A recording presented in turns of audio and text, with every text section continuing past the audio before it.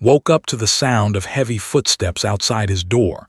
He looked at the clock on his wall. It was 3 in the morning. Nobody came to visit at this hour. Nobody with good news, at least. He sat up in his small bed and listened. The footsteps stopped right outside his quarters. Then came 3 loud knocks that made his heart jump. "Human, open the door now." The voice was deep and rough. Knew that voice. It belonged to a soldier. He had heard their kind speak many times during his 3 years on Coalition Station, but they had never come to his door before. They had never even looked at him twice. Was nobody important? He was just a translator. He helped different alien species understand each other when words got confusing. He learned their languages, their customs, their ways of showing respect or anger. It was quiet work, invisible work, the kind of work that powerful people never noticed. So why were soldiers at his door? He got up and pressed the button to open the door. 2 tall figures stood in the hallway. They wore black armor that seemed to eat the light around them. Their skin was pale blue, almost silver in the dim corridor lights. Each of them had 4 eyes, and all 8 of those eyes were staring directly at. "You will come with us," the first soldier said. It was not a question. "Can I ask why?" said. His voice came out smaller than he wanted. "The Queen demands your presence." Felt his stomach drop. The Queen, Queen Vila of the Empire. She was the most powerful being in the known galaxy. She had ruled her people for over 400 years. She had conquered 12 star systems.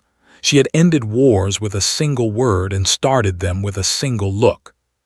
And she wanted to see him, a translator, a human. "There must be some mistake," said. "I am nobody. I just work in the translation office. I help with trade documents and cultural meetings. Small things." The soldier stepped closer, could smell something like burning metal coming from his armor.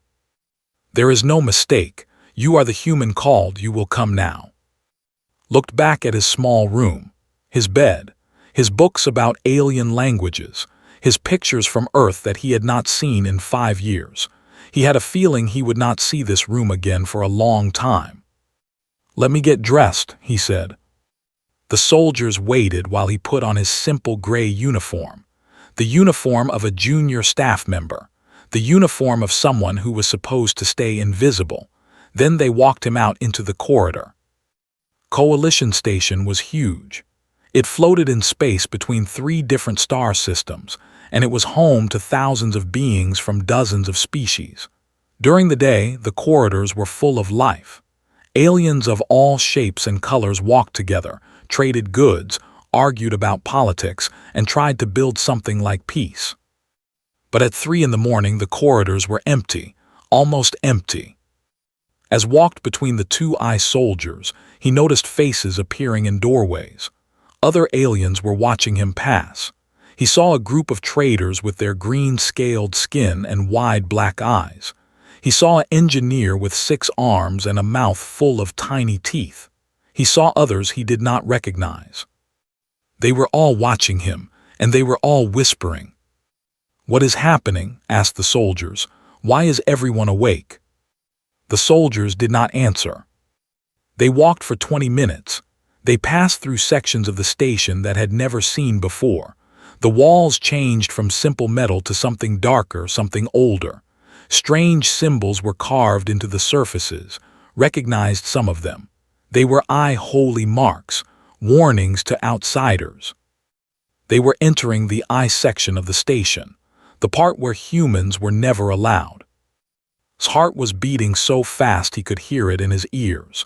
He tried to think of reasons why the Queen would want to see him. Maybe he had made a mistake in a translation. Maybe he had insulted someone important without knowing it. Maybe this was all a terrible misunderstanding. Or maybe this was how he was going to die. Humans were new to the galaxy. They had only been part of the Galactic Coalition for 40 years. In that time, they had worked hard to prove themselves. They had shown that they could be useful, helpful, and peaceful. But many species still looked at humans with suspicion.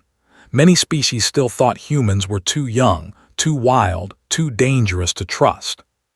The Eye were the oldest of them all. They had been traveling between stars when humans were still living in caves. To them, humanity was like a child who had just learned to walk. Amusing, perhaps, but not worthy of real attention. Until now.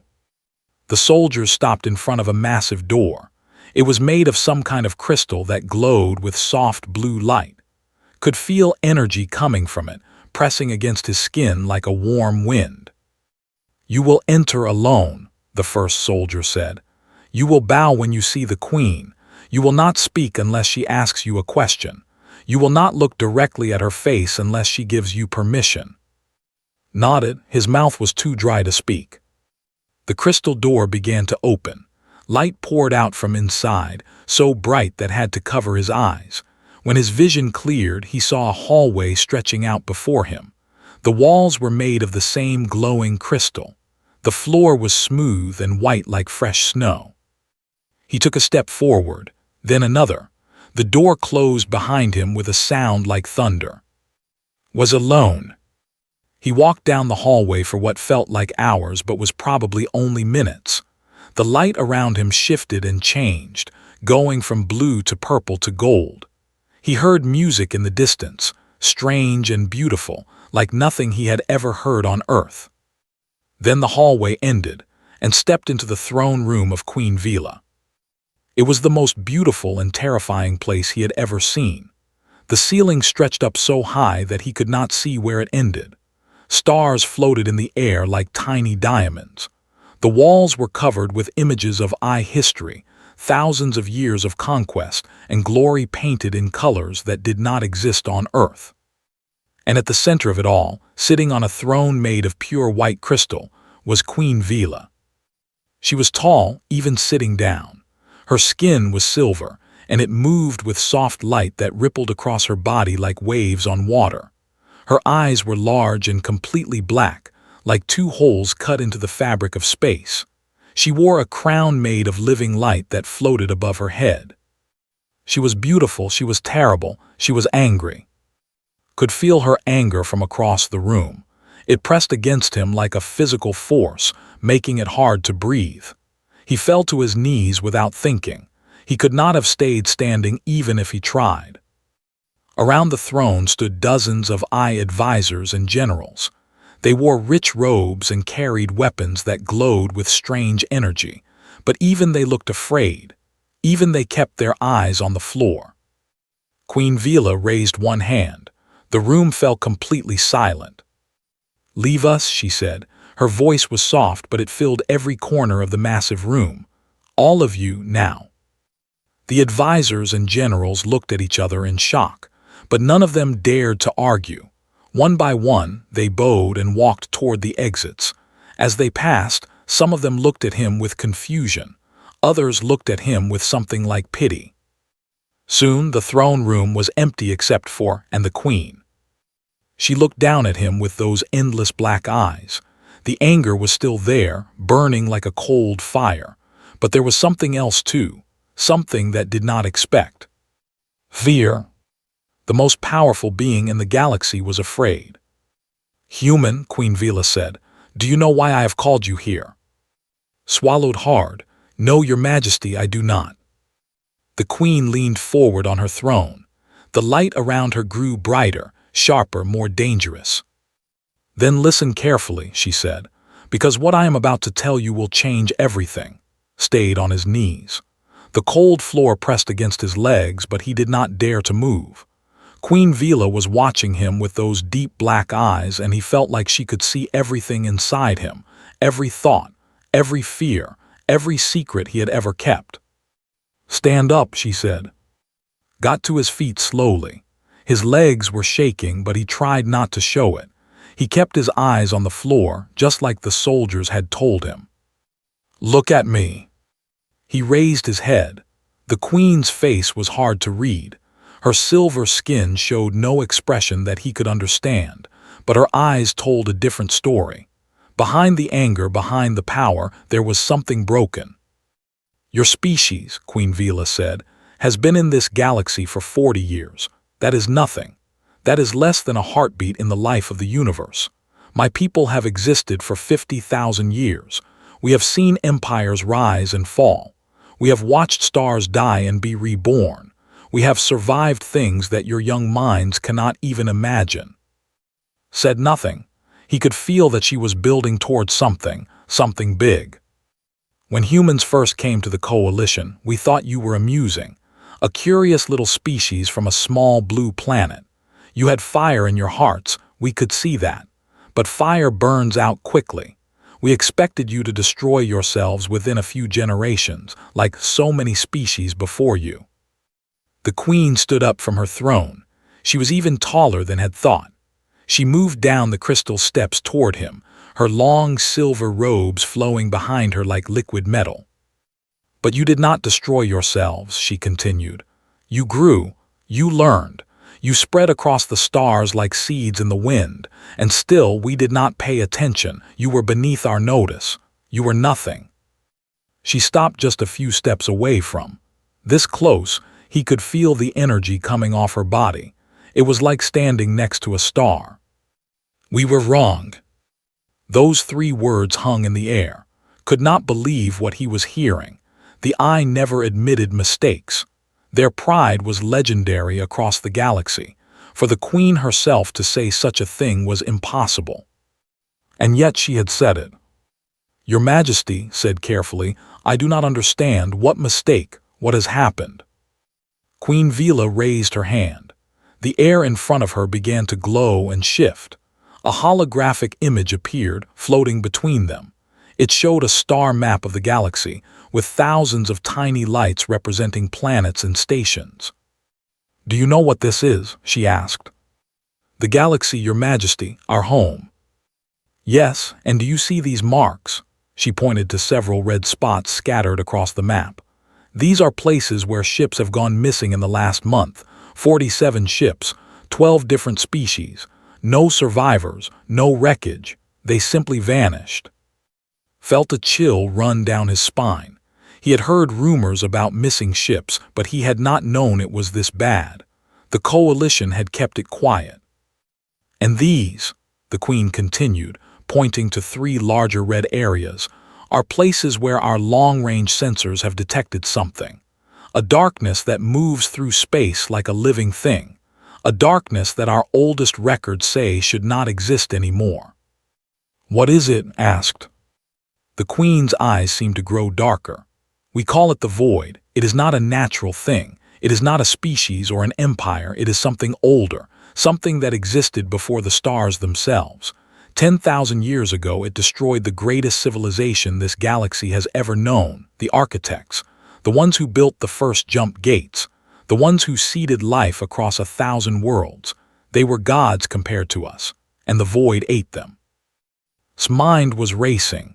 He had read about the architects in old texts. Every species in the coalition knew about them. They were legends, myths. The idea that something had destroyed them was terrifying. We thought the void was gone, Queen Vila said. We thought the architects had defeated it before they died. We were wrong about that too. It was only sleeping, and now it is waking up. She waved her hand and the holographic map disappeared. In its place appeared something else. An old stone tablet covered in strange symbols. The writing was beautiful and complex, unlike anything had ever seen. This is a prophecy, the queen said. It was left behind by the architects. My people have guarded it for 10,000 years. We believed it spoke of us. We believed we were the chosen ones who would stand against the void when it returned. Studied the tablet. Some of the symbols were starting to make sense to him. His years of studying ancient languages had trained his eyes to see patterns. But that is not what it says, he whispered. Queen Vela looked at him sharply. You can read this. Only a little, but this symbol here, he pointed to a mark near the center, I have seen something like it before. In old Earth mythology, it means bridge or connection. The queen was silent for a long moment. Then she let out a sound that might have been a laugh, but there was no joy in it. You are smarter than you look, human. Yes, the prophecy speaks of a bridge a species that can connect all others, a young species from a blue world who will either save the galaxy from the darkness or doom it forever. A young species from a blue world, repeated. His voice was barely a whisper. Earth is a blue world. Yes, for we believed the prophecy spoke of our own youth, our own home world, but our greatest scholars have studied these texts for generations. And 1 month ago, Elder, our high priestess, finally broke the last code. The prophecy does not speak of the eye. The queen's voice dropped to something cold and hard. It speaks of humanity. Felt like the floor had disappeared beneath his feet.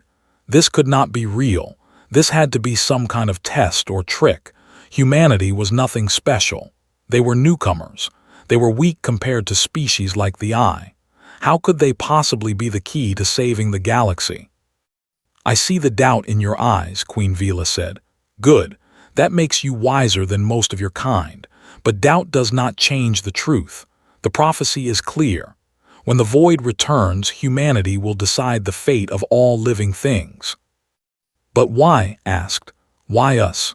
We have no great weapons. We have no ancient magic. We cannot even travel through space without help from other species. That is exactly the question I have been asking, the queen replied. For 30 days and 30 nights I have meditated on this. I have consulted every wise being in my empire. I have prayed to gods I stopped believing in centuries ago, and I have found no answer. She turned away from him and walked back toward her throne, but she did not sit down. She stood at the top of the steps and looked out at the vast, empty room. My people are proud, she said quietly. Too proud, perhaps. For 50,000 years, we have believed that we were the greatest species in the galaxy. We have looked down on everyone else. We have treated younger species like children playing with toys. And now we learn that our fate rests in the hands of those children. Began to understand the anger he had felt when he first entered the room. It was not anger at him. It was anger at the universe. Anger at a truth that shattered everything the queen had believed. The prophecy also speaks of a bridge builder, Queen Vila continued. A single person who will bring the species together. Someone who understands others. Someone who has spent their life learning to connect different worlds. She turned back to face. Her eyes were burning with intensity. I have searched the records of every human in the coalition. I have read about your diplomats and your generals and your scientists, but none of them fit. They are too proud, too focused on human interests. They do not truly see other species as equals. His heart was pounding. He knew what she was going to say before she said it. But you, Queen Vila said, pointing directly at him, you are different. You have spent 3 years learning our languages, not just the words but the meanings behind them. You have studied our poetry. You have learned our customs. You have treated us with respect that even your own leaders do not show. She descended the steps again, moving closer with each word. You are the bridge, human. You are the one the prophecy speaks of, and you will help me save this galaxy, whether you want to or not. Wanted to run. He wanted to wake up and find that this was all a dream, but the cold crystal floor beneath his feet was real. The burning eyes of the queen were real, and the weight of the galaxy was settling onto his shoulders like a mountain. I am just a translator, he said weakly. Queen Vila smiled. It was not a kind smile. Not anymore. Did not sleep that night. After Queen Vila dismissed him, 2 guards escorted him back through the glowing corridors of the I section, but they did not take him to his old quarters. Instead, they brought him to a new room in a part of the station he had never seen before. The room was large and beautiful. The walls were made of dark crystal that sparkled with tiny points of light, like a night sky. The bed was soft and wide, covered in fabrics that felt like water against his skin. There was food waiting on a table, strange alien fruits and drinks that glowed with soft colors. But could not eat. He could not rest. He sat on the edge of the bed and stared at the floor, trying to make sense of everything he had heard. Humanity was supposed to save the galaxy. He was supposed to be some kind of chosen one. It sounded like a story that children told each other. It sounded like madness. And yet the Queen believed it. The most powerful being in the known universe believed it enough to bring him to her throne room in the middle of the night. A soft chime sounded from the door. Someone wanted to come in. "Stood up, enter," he said. The door slid open, and an old-eye woman walked in. She was bent with age, her silver skin faded to a dull gray, but her eyes were bright and sharp, full of intelligence that had not dimmed with time. She wore white robes covered in the same strange symbols that had been on the prophecy tablet. "I am Elder," she said. Her voice was gentle like wind through leaves. "The High Priestess of the Eye People, may I sit with you?" Nodded and gestured to a chair near the window. "Please." The old woman lowered herself into the chair with a soft sigh. For a moment, she just looked at, studying him like he was a book written in a language she was still learning to read. "You are afraid," she said finally. "That is wise. Fear keeps us alive." "I am more than afraid," admitted. "I am confused. I am just a translator. I have no special powers. I have no army. I do not understand why anyone thinks I can save anything." Elder nodded slowly.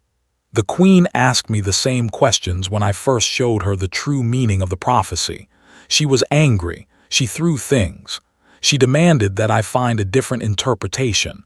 But there is only one truth." "Show me," said. "Show me the prophecy, all of it. I need to understand." The old woman raised her hand, and the air between them began to glow. A holographic image appeared, larger and more detailed than the one the Queen had shown him. The ancient tablet filled the space, its strange symbols glowing with soft golden light. "The architects wrote this 10,000 years ago," Elder explained. "They knew they could not defeat the void completely. They could only push it back, force it into a deep sleep, but they knew it would wake again someday. So they left behind warnings, instructions, prophecies." She pointed to the top of the tablet. "This first section speaks of the void itself. It describes a darkness that is not just the absence of light, but the absence of everything. Matter, energy, thought. The void does not destroy things, it unmakes them. It erases them from existence." Shivered, the idea was horrifying. "This second section," continued, moving her finger down the tablet, "speaks of the time when the void will return. The signs are clear. Ships vanishing without trace, shadows moving between stars, dreams that drive people mad. All of these things have been happening for the past year." "Why did no one warn us sooner?" asked. "Because we did not want to believe. The Eye have known about these signs for months, but we told ourselves it was something else. Pirates, natural phenomena. We were too proud to admit that the darkness was returning." The old woman's eyes grew sad. "Pride has always been our greatest weakness, and our greatest sin." She pointed to the third section of the tablet. "And here is the part that changed everything. This section speaks of the ones who will stand against the void when it returns. For 10,000 years, we believed it spoke of the Eye. We believed we were the chosen ones. But you were wrong." "Yes, I was the one who finally understood the truth. These symbols here," she traced a line of text with her finger, "speak of a young species. A species that is not defined by age or power, but by connection. A species that comes from a world of water and green growing things. A world where many different peoples learn to live together despite their differences. Thought of Earth, its blue oceans, its green forests, its history of different cultures clashing and merging and learning from each other. The architects did not choose humanity because you are strong," Elder said. "They chose you because you are adaptable, because you can change, because you can connect with others in ways that older species have forgotten how to do." "I still do not understand," said. "How does connection defeat a cosmic darkness?" The old woman smiled. "That is the right question, and the answer is something that even I do not fully understand, but I believe it has to do with the nature of the void itself." She waved her hand, and the holographic image changed. Now it showed a diagram of some kind, circles connected by lines in a complex web.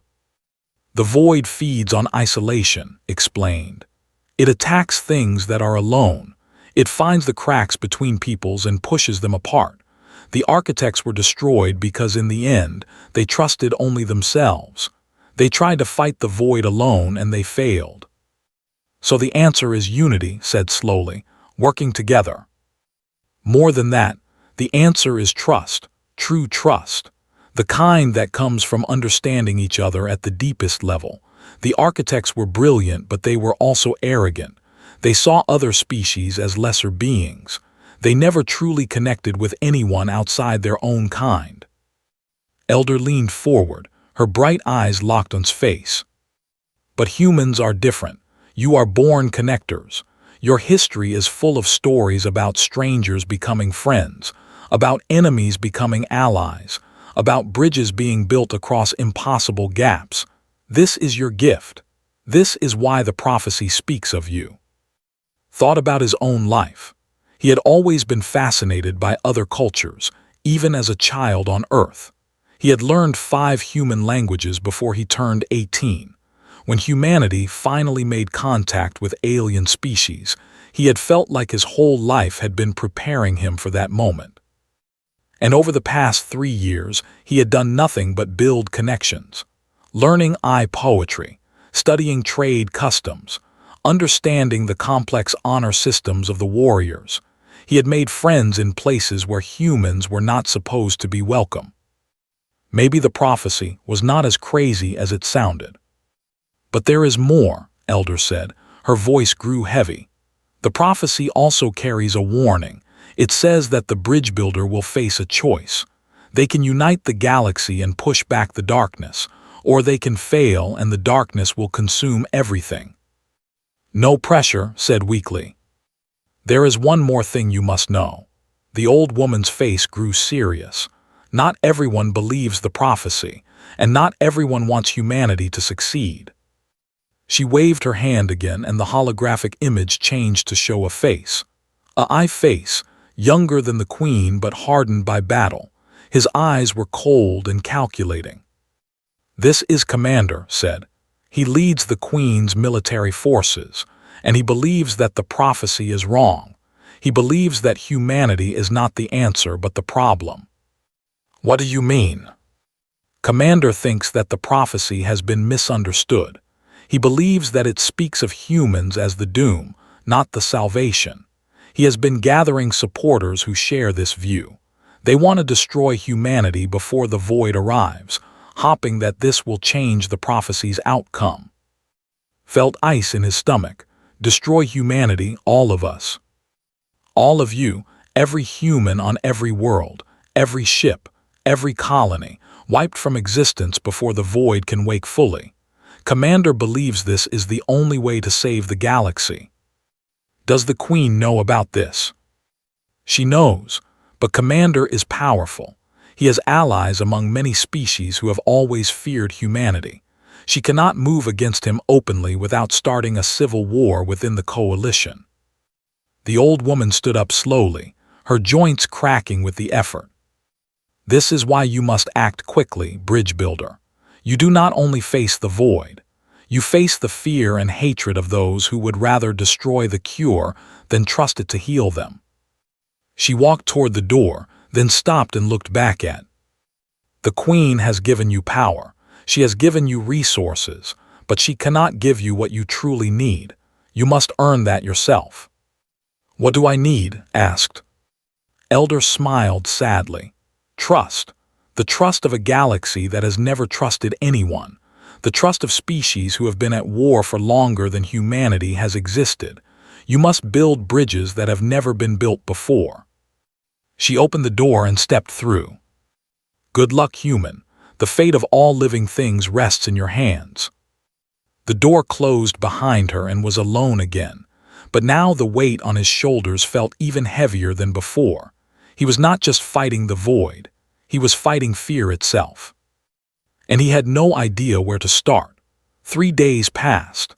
Spent most of that time alone in his new quarters, reading everything he could find about the architects and the void.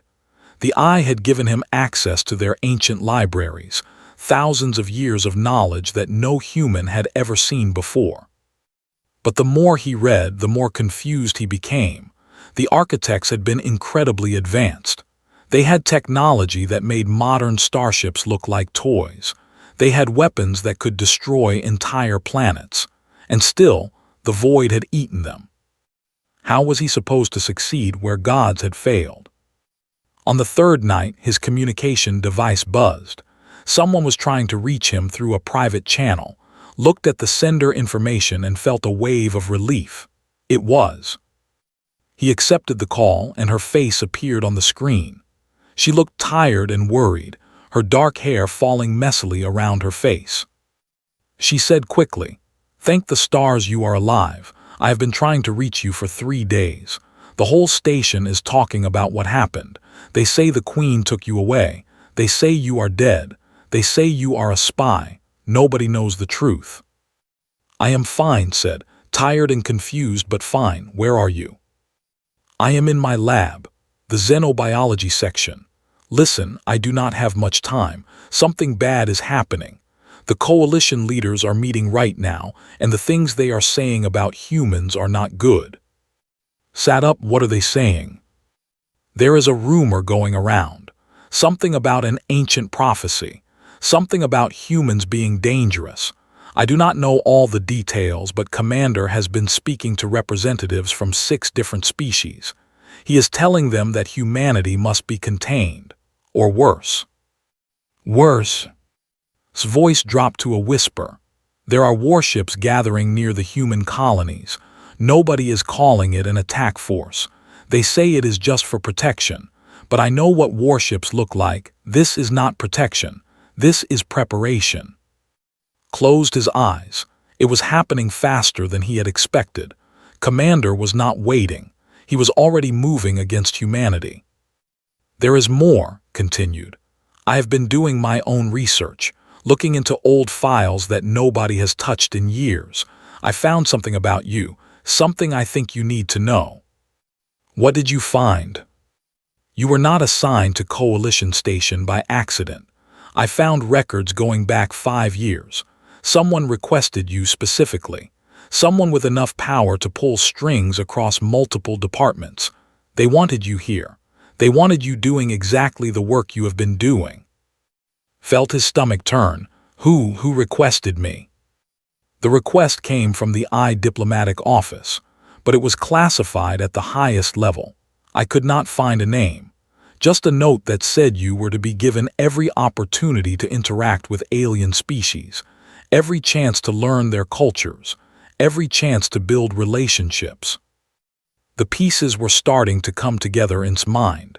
For 3 years he had thought he was just doing his job, learning languages, helping with translations, making friends where he could. But someone had been watching him the whole time. Someone had been testing him. "The Queen," he said quietly, "or Elder, they have been preparing me for this." "Preparing you for what? What is going on? What happened in the throne room?" Took a deep breath. Then he told her everything. The prophecy, the void, the claim that humanity was supposed to save the galaxy, the threat from Commander. By the time he finished, his face had gone pale. "This is insane," she said. "This is absolutely insane." "I know. But it also makes a strange kind of sense." Was quiet for a moment, thinking. "Do you remember when you first arrived on the station, that incident with the traders?" Remembered. A group had accused a human merchant of cheating them. The situation had been about to turn violent when stepped in. He had spent 6 hours talking to both sides, learning about their grievances, finding a solution that satisfied everyone. By the end, they were inviting the human to dinner. "That was the first time," said, "but not the last. There was the honor dispute, the religious misunderstanding, the crisis with the food shipments from the outer colonies. Every time there was trouble between humans and aliens, you were there, and every time you found a way to bring people together." "I was just doing my job." No, you were doing something more than that. You were not just translating words, you were translating hearts. You made people feel understood. You made them feel seen. That is not something you can learn from a book. Thought about all those moments, all those conversations, all those times when he had sat with aliens who hated humans and somehow found common ground. He had never thought of himself as special. He had just been curious, just been willing to listen. Maybe that was the point. Maybe that was what made him different. He said, "I need your help. I cannot do this alone." "What do you need?" "Information. Everything you can find about the species in the coalition, not the official stuff, the real stuff, what they fear, what they dream about, what they have lost. If I am supposed to build bridges, I need to know where the gaps are." Nodded. "I can do that. My xenobiology research has given me access to cultural databases that most people do not even know exist. But you need to be careful. If Commander finds out what you are planning, he will not wait. He will come for you directly." "I know, but I have to try.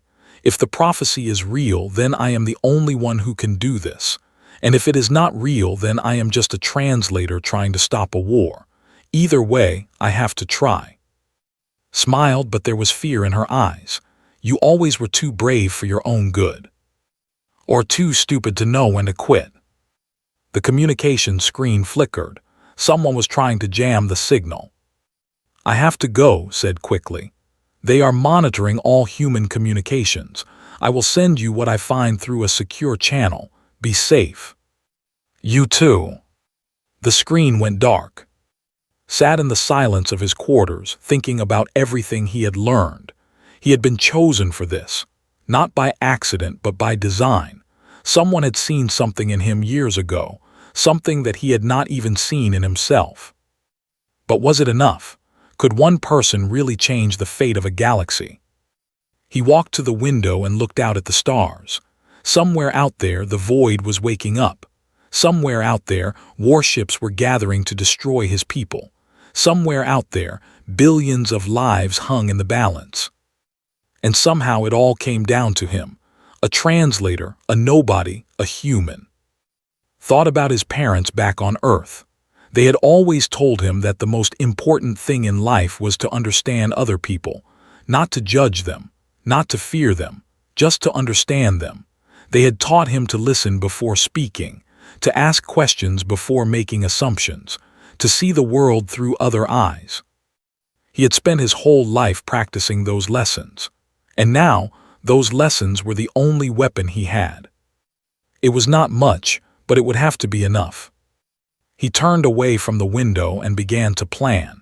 He needed to reach out to the other species, not the leaders, not the politicians, but the regular people, the ones who were just as afraid and confused as everyone else. The ones who might be willing to listen if someone spoke to them with respect. He needed to build bridges, one connection at a time. And he needed to do it before Commander burned them all down. Ambassador Minyu was an old man with gray hair and tired eyes. He had spent 30 years fighting for humanity's place in the galaxy. He had argued with alien leaders. He had signed treaties. He had smiled when he wanted to scream and stayed calm when everything around him was falling apart. But when finished telling him about the prophecy, the old man looked like he had aged another 10 years in 10 minutes. "You are telling me," Minyu said slowly, "that the entire galaxy's survival depends on us, on humans." "That is what the prophecy says, and the Queen believes it." They were sitting in Minyu's office, a small room on the human section of Coalition Station. The walls were covered with pictures and documents from decades of diplomatic work. Medals and certificates hung next to photographs of Minyu shaking hands with alien leaders. It was the office of a man who had given his whole life to one mission. And now that mission had become something much bigger than anyone had imagined. "No," Minyu said. He shook his head firmly. "This cannot be right. It is some kind of trick. The Eye are playing games with us." I thought the same thing at first, but Elder showed me the prophecy itself. I could read parts of it. The symbols were clear. It speaks of a young species from a blue world. It speaks of connection. It speaks of us. Minyu stood up and walked to the window. Outside, he could see the vast expanse of coalition stations stretching in all directions. Ships moved between docking ports. Lights flickered in thousands of windows. Millions of beings from dozens of species lived and worked out there, all trying to build something like peace. Even if this is true, Minyu said, how are we supposed to do anything? We are the species in the coalition. We have no real power. We have no ancient technology. We have nothing. We have something the other species have lost, said. We have the ability to connect, to adapt, to build relationships across differences. That is not a weapon. That is not going to stop this void thing from eating us all. Maybe not directly, but the prophecy says the void feeds on isolation. It attacks things that are alone. The only way to stop it is through unity, real unity, trust between all the species, and we are the only ones who can build that trust. Minyu turned to look at. There was something new in the old man's eyes, not hope exactly, but something close to it. You really believe this, do you not? You really believe that you can save the galaxy by making friends? I believe I have to try, because the alternative is watching everything burn. A loud alarm suddenly filled the room. Red lights began flashing on the walls. Both men jumped to their feet. What is happening? Asked. Minyu ran to his desk and activated a communication screen. A young human officer appeared, her face white with fear. Ambassador, we have just received emergency reports from the outer colonies. 3 human settlements have been attacked. Ships came out of nowhere. No warning, no identification. They destroyed the defense stations and then left. How many casualties? We do not have full numbers yet, but it is bad, very bad. Minyu slammed his hand on the desk.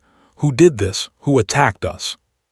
We do not know for certain, sir, but the weapon signatures match military technology. Felt his blood go cold. Commander, he had moved faster than anyone expected. He was not waiting for the coalition to make a decision. He was taking matters into his own hands. This is not the Queen's doing, said. This is Commander. He is trying to start a war before anyone can stop him. Minyu looked at him with fire in his eyes. How do you know that? Because the Queen wants me alive. She needs me for the prophecy, but thinks humans are the problem, not the solution. He wants to destroy us before the void arrives. He thinks it will change the prophecy's outcome. And you did not think to mention this before. I only learned about it a few days ago. I did not think he would move this quickly. The communication screen flickered. More reports were coming in. Human ships were being recalled to defensive positions. Coalition species were being asked to pick sides. The careful peace that had held for 40 years was falling apart. Minyu grabbed by the shoulders. Listen to me. If what you say is true, then you are the only one who can stop this. You need to talk to the Queen. You need to make her understand what is happening. You need to stop before he destroys everything. The Queen may not be able to stop him. Elder said he has too many allies. Moving against him openly would start a civil war. Then find another way. You are supposed to be the bridge builder, right? Build a bridge. Find the people who do not want war and bring them together. Do what you do best. His mind was racing. The situation was falling apart faster than he could keep up with. But somewhere in the chaos, he saw a path forward. It was thin and dangerous, but it was there. I need to speak to the other species, he said. Not the leaders, the regular people, the ones who are just as scared as we are.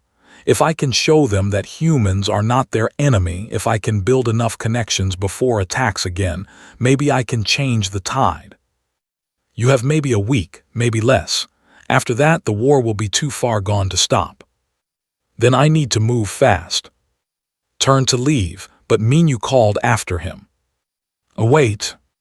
The old ambassador walked over to him and placed a hand on his shoulder. His grip was strong despite his age. I have spent my whole life trying to earn humanity's place in this galaxy. I have made speeches. I have signed treaties. I have done everything I thought a diplomat was supposed to do, but maybe I was wrong. Maybe what the galaxy needs is not diplomacy. Maybe what it needs is exactly what you are offering: real connection, real understanding. He squeezed a shoulder. I do not know if the prophecy is real. I do not know if you can really save us all, but I know that you are the best chance we have got. So go, do what you need to do, and know that whatever happens, I am proud to have known you. Nodded, he did not trust himself to speak.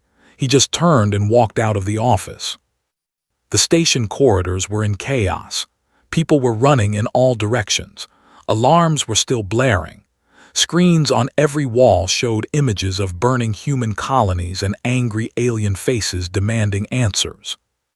But walked through it all with a strange sense of calm. He knew what he had to do now. He knew the path he had to walk. He thought about the words Elder had spoken. The bridge must be willing to burn. He had not understood what that meant at the time, but now he was starting to see. Building bridges between enemies was not safe work. It meant standing in the middle while both sides shot at each other. It meant opening yourself up to attack from all directions. It meant being willing to sacrifice everything for the chance that others might find peace. Was not sure he was brave enough for that, but he was sure he had to try. He pulled out his communication device and began making calls. First to get the information she had gathered, then to a trader he had helped years ago, then to a warrior who owed him a favor, then to anyone else who might be willing to listen. One connection at a time, one bridge at a time. The fate of the galaxy was resting on his shoulders, and somehow that weight felt lighter when he was not carrying it alone. The first void incursion hit without warning. 3 star systems at the edge of known space went dark in a single night. No distress calls, no signs of battle. One moment there were thriving worlds full of life. The next moment there was nothing but silence and an empty blackness that seemed to swallow even the light of stars. Was in the middle of a meeting with a group of elders when the news arrived. Everyone in the room stopped talking. The holographic screens around them showed the same terrible images. Planets that had been green and blue were now just gray spheres floating in darkness. Ships that had been carrying thousands of people were simply gone. The void had arrived, and it was hungrier than anyone had imagined. In the chaos that followed, the coalition fell apart. Species that had been trading peacefully for centuries suddenly pointed weapons at each other. Old fears came rushing back. Old hatreds that had been sleeping woke up with a vengeance. The blamed for not detecting the threat earlier. The blamed for hoarding resources. Everyone blamed humanity for bringing this doom upon them. Commander's message was spreading like a disease. Humans were the problem. Humans had attracted the void's attention. Humans needed to be destroyed. Watched it all happening and felt despair pressing down on him. Everything he had been building over the past week was crumbling. The connections he had made, the trust he had earned, it was all being swept away by fear. "This is the end," a elder said, his green scales pale with terror. "The darkness has come for us all." "No," said, "this is not the end. This is just the beginning of our choice." "What choice? We cannot fight the void. Even the architects could not truly defeat it." "The architects tried to fight alone. That was their mistake. We do not have to make the same one." But even as spoke those words, he knew how hollow they sounded. How could he talk about unity when the entire galaxy was tearing itself apart? How could he build bridges when everything was on fire? A commotion at the door interrupted his thoughts. A group of eye soldiers pushed their way into the room, weapons drawn. At their head was Commander himself. He was tall and lean, with the cold beauty of a blade. His silver skin was smooth and perfect, his 4 eyes sharp and calculating. He looked at with a hatred that was almost physical. "Human," said, "you have caused enough trouble, it ends now." The elders scattered, pressing themselves against the walls. They knew better than to get between a I commander and his target. Stood his ground. His heart was pounding, but he kept his voice steady. "Commander, I was wondering when you would come for me personally. You know why I am here. The prophecy speaks of a bridge. Destroy the bridge and the prophecy changes. Your death will save the galaxy. Or it will doom us all. The prophecy says humanity will either save or destroy the galaxy. What makes you so sure that killing us leads to salvation rather than destruction?" His eyes narrowed. "I am sure because I have faith in my own people. The I have protected this galaxy for 50,000 years. We do not need help from children who just learn to walk among the stars." He raised his weapon. "Goodbye, human." "Enough." The voice echoed through the room like thunder. Everyone froze. The air itself seemed to grow heavy and still. Queen Vila stood in the doorway. She was dressed for war, her silver robes replaced by dark armor that pulsed with energy. Her black eyes were fixed on Commander with a fury that made even him take a step back. "Your Majesty," said, "this does not concern you. I am protecting our empire, protecting our future." "You are destroying our future." The Queen walked into the room, her presence filling every corner.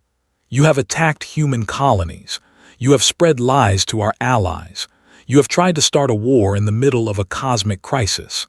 And now you dare to threaten the one person who might be able to save us. The prophecy is wrong. It must be wrong. Our people cannot be dependent on these creatures. We cannot. Your pride blinds you just as it has always blinded our people." The Queen stopped directly in front of her commander. "I gave you everything. I trusted you with my armies. I believed in your loyalty. And this is how you repay me, with treason."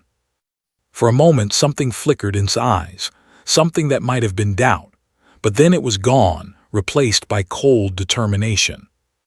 "I am doing what must be done, what you are too weak to do." He raised his weapon again, pointing it at both the Queen and... What happened next was almost too fast to see. The Queen moved like lightning. Her hand shot out and struck his arm, sending his weapon flying across the room. Then she grabbed him by the throat and lifted him off his feet. "You call me weak," she said quietly. "I have ruled an empire for 400 years. I have destroyed worlds and built new ones. I have survived assassination attempts, civil wars, and the deaths of everyone I ever loved. And you think you can stand against me?" Struggled in her grip, but it was useless. The Queen was ancient and powerful, and her anger gave her strength beyond anything natural. "I should kill you," she said. "It would be justice, but I will not. Because despite everything you have done, you acted out of love for our people. Misguided love, foolish love, but love nonetheless." She dropped him to the floor. He landed hard, gasping for breath. "You are stripped of your rank. Your allies will be found and dealt with. And you will spend the rest of your life knowing that you almost destroyed the very thing you were trying to protect." She turned to her soldiers. "Take him away." The soldiers hesitated for only a moment before obeying. They grabbed and dragged him out of the room. The last thing saw was the former commander's eyes, filled with hatred and disbelief, before the door closed behind him. The Queen turned too. Some of the fire had faded from her eyes, replaced by exhaustion. "The Coalition Council is meeting in 1 hour," she said. "Every species will be represented. They are afraid, and afraid people make terrible decisions. If you are truly the bridge the prophecy speaks of, now is the time to prove it." Looked around the room. The elders were staring at him. They had just watched a human stand up to the most dangerous I commander in history. They had just seen the Queen herself defend a human's life. "I will be there," said. 1 hour later, stood before the assembled leaders of 12 species. The council chamber was vast and cold, designed to make everyone feel small. Representatives sat in rising tiers around a central stage, looking down at whoever was brave enough to speak. Had never felt so small in his life. Behind him, Queen Vila watched in silence. She had kept her promise. She had given him this chance. What he did with it was up to him. "You can kill us," said, his voice echoing through the chamber. "You can blame us for everything that is happening. You can destroy every human colony, every human ship, every human life. And maybe it will make you feel better. Maybe it will make you feel like you are doing something." He paused, looking around at the faces watching him. Some were hostile, some were curious, some were simply afraid. "But it will not stop the void. It will not save your worlds. It will not protect the ones you love. The void feeds on isolation. It feeds on fear. It feeds on the gaps between us. And right now, we are giving it exactly what it wants." He stepped forward, spreading his arms wide. "I am not a warrior. I am not a scientist. I am not even a very good diplomat. I am just a translator who spent 3 years learning your languages, learning your customs, learning what makes each of you unique." His voice grew stronger. "And I learned something that I do not think you know about yourselves. You are not as different as you think. You all love your children. You all mourn your dead. You all look up at the stars and wonder what comes next. You all hope for a better tomorrow." He lowered his arms and spoke more quietly. "The architects were the greatest species this galaxy has ever known, and they failed because they thought they could face the darkness alone. They did not trust anyone else. They did not open their hearts to others, and the void ate them." Took a deep breath. "We can make a different choice. We can choose to trust each other. We can choose to fight together, not because we are the same, but because we are different. Because our differences combined are stronger than any one of us alone." He looked directly at the most hostile faces in the crowd. "You do not have to like us. You do not have to agree with us. You just have to stand beside us, because the darkness is coming, and it does not care about borders or species or old grudges. It will eat us all the same." The chamber was silent, could hear his own heartbeat. Then slowly, an elder rose to his feet. It was the same elder who had said this was the end. "The human speaks truth," the elder said. "I have seen what he can do. I have seen how he listens, how he understands. Perhaps we should listen too." Another representative stood, then another, then more. "Not everyone, not even most, but enough. Enough to give hope a chance." The battle of the threshold lasted 7 days. At the edge of known space, where the light of familiar stars faded into endless darkness, the combined fleet of the Galactic Coalition made its stand. Ships from 12 different species flew together for the first time in history. Warships with their silver hulls and ancient weapons, trading vessels converted into carriers, battle cruisers covered in the marks of 1,000 previous wars, human frigates, small but quick, darting between the larger ships like minnows among whales. And beyond them all, spreading across the horizon like a wall of black water, was the void. It was not what it expected. He had imagined monsters, creatures with teeth and claws and terrible eyes, but the void was something worse. It was emptiness given form, a darkness so complete that looking at it hurt the eyes. Ships that flew too close simply stopped existing, not destroyed, not damaged, just erased as if they had never been. Was not on any of the warships. He was aboard the Coalition command vessel, a massive station that had been moved to the edge of the battlefield. His job was not to fight. His job was to keep everyone else fighting together. It was the hardest thing he had ever done. "The left flank is falling back," an officer reported. "They say the ships are not covering them properly." Grabbed a communication device. "Captain," he said, using the name of the commander he had spent 3 days building a relationship with. "I know you are taking heavy losses. I know you feel exposed, but they are holding position. They are just using a different formation than you expected. They are protecting your ships, just in a way your people do not recognize." A moment of silence, then the gruff voice of the captain came through. "Explain. They do not fight in straight lines like your people do. They swarm, they circle. It looks like chaos, but it is actually a protective pattern. Your ships are inside that pattern right now. They are shielding you from the flanks while you focus on the front." Another pause, then, "I see it now. You are right, human. Tell the captain I apologize for the insult." "I will, and captain, thank you for trusting me." Switched channels and relayed the message to the commander. Then he moved on to the next crisis, and the next, and the next. For 7 days he did not sleep. He ate only when forced food into his hands. He spoke until his voice was raw and then kept speaking anyway. Every misunderstanding, every old grudge, every moment of fear that threatened to break the fleet apart, he was there, translating, explaining, building bridges. "The bridge must be willing to burn," Elder had said. Now understood what she meant. He was burning. His body was exhausted beyond anything he had ever felt. His mind was stretched so thin he could barely remember his own name. He was giving everything he had, every piece of himself, to hold this fragile alliance together. And somehow it was working. On the 3rd day, a science vessel made a breakthrough. They discovered that the void was not invincible. Certain frequencies of energy could push it back, slow it down. The information spread across the fleet within minutes, and suddenly every ship was adjusting their weapons to match. On the 5th day, a combined assault team of eye and human soldiers boarded a void tendril that had been threatening the command station. No one had ever fought the void directly before. No one knew if it was possible to hurt it. But the team came back alive, and they brought back data that changed everything. The void was not one creature. It was many. Millions of tiny pieces working together, connected by some force that the scientists could not yet understand. But connected meant vulnerable.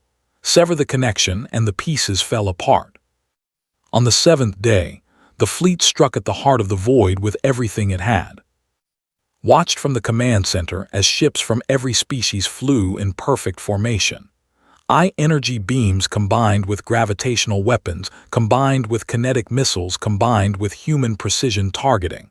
It was beautiful and terrible at the same time. Colors of light that had never seen before. Explosions that made no sound in the vacuum of space, but that he could somehow feel in his bones. And at the center of it all, the void screamed. It was not a sound that ears could hear. It was a sound that hearts felt. A wave of despair and hunger and ancient rage that washed over every being in the fleet. Some of them faltered. Some of them cried out. Some of them nearly turned and ran. But they did not break, because in that moment of greatest darkness they looked around and saw that they were not alone. Every species, every ship, every soldier, they were all standing together. The connection between them was stronger than the connection within the void. And the darkness began to retreat. It took 6 more hours to drive the void back beyond the threshold. It was not destroyed. The scientists said it could never truly be destroyed. But it was pushed away, forced back into the deep emptiness between galaxies where it would have to sleep again for a very long time.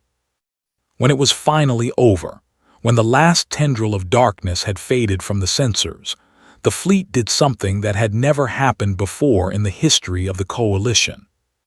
Every ship from every species broadcast the same message at the same time. "We are one." Collapsed into a chair and let the tears flow. He did not care who saw them. He had held himself together for 7 days. He had burned himself down to ashes, but they had done it. Somehow, against all odds, they had done it. Found him an hour later, still sitting in the same chair, staring at nothing. "Hey," she said softly, sitting down beside him. "You saved the galaxy." "We saved the galaxy," he corrected. "All of us. I just talked a lot."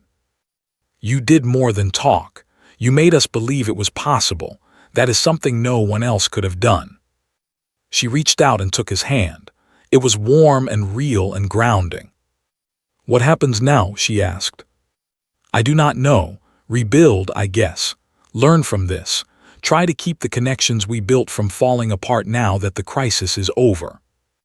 "That sounds like a lot of work." "It is, but it is good work. It is what we do best." They sat together in silence for a while, watching the stars through the window. Somewhere out there, billions of beings were celebrating their survival, cheering for a victory that no one had thought possible, looking at their neighbors from other species and seeing them as allies for the first time. It would not last forever. Fear would come back. Old grudges would rise again. The galaxy was not fixed just because one battle had been won. But it was a start, a foundation, a bridge that could be built upon. A week later, received a summons to Queen Vila's throne room. He walked the same glowing corridors he had walked that first night, but everything felt different now. The guards who watched him pass nodded with respect instead of suspicion. Some of them even smiled.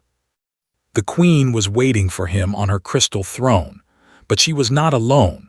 Around her stood representatives from every species in the coalition. They were watching with eyes that held something new, something that looked almost like hope. "Human," the queen said. Her voice was formal, but there was warmth hidden beneath it. "You have done what no one thought possible. You have united a galaxy that was tearing itself apart. You have stood against the darkness and refused to let it win." Bowed his head. "I had help. I could not have done anything alone." "That is exactly the point." The queen stood and descended the steps toward him. "The prophecy said that humanity would save us not through power, but through connection. And you proved it true, not by being better than us, but by helping us be better together." She reached into her robe and pulled out a small crystal badge. It glowed with the same soft light as her throne. "I am offering you a seat on my council, not as a translator, not as a servant, as an advisor, an equal, a bridge between my people and yours." Stared at the badge. A year ago he had been nobody, a junior translator shuffling documents in a forgotten office. Now a queen was asking him to help lead an empire. "I am honored," he said carefully, "but I am not sure I am the right person for this. I am still just a human who likes learning languages." Queen Vila smiled. It was the first real smile he had ever seen on her face. "That is exactly why you are the right person. You do not want power. You do not want glory. You just want to understand others and help them understand each other. The galaxy needs more people like that, especially now." Looked around at the faces watching him. Elders, warriors, scientists, humans like an ambassador Minu who had come to witness this moment. They were all waiting to see what he would do. He reached out and took the crystal badge. "I accept, but I have one condition." The queen raised an eyebrow. "Name it." "I do not want to do this from a throne room. I want to keep doing what I have always done, talking to people, learning their stories, building connections one at a time. That is how we won. That is how we will keep winning." Queen Vila nodded slowly. "Then that is what you will do. Go where you are needed, speak to whoever will listen, and remind the galaxy what it means to stand together." She placed her hand on his shoulder. Her touch was cool and strange, but not unpleasant. "Thank you for everything." Later that night, walked back through the station corridors with by his side. The weight of the crystal badge felt strange in his pocket. Everything felt strange, like he had woken up in a different universe. "What did she say?" asked. "The queen, I mean, at the end." Smiled. "She said humans are the most infuriating species she has ever encountered." Laughed. "That sounds about right." She also said she is glad we exist. They walked in comfortable silence for a while. Around them, the station hummed with life. Aliens of all shapes and sizes passed by, some nodding to, others stopping to shake his hand or offer words of thanks. "So what now?" asked. "What does the bridge builder do when the bridge is built?" Thought about it for a moment, then he smiled. "He keeps building. There are always more gaps to close, more connections to make, more people who need someone to listen to them." He looked out at the stars, beyond the station windows. "The void will come back someday, maybe in 1,000 years, maybe in 10,000, but when it does, we will be ready. Not because we have bigger weapons or stronger shields, but because we will have each other. Squeezed his hand. That sounds like a good future. It does, agreed. It really does. And somewhere in the darkness between galaxies, the void slept. But even in its dreams, it could feel something new in the universe, something it had never encountered before. Light, connection, hope.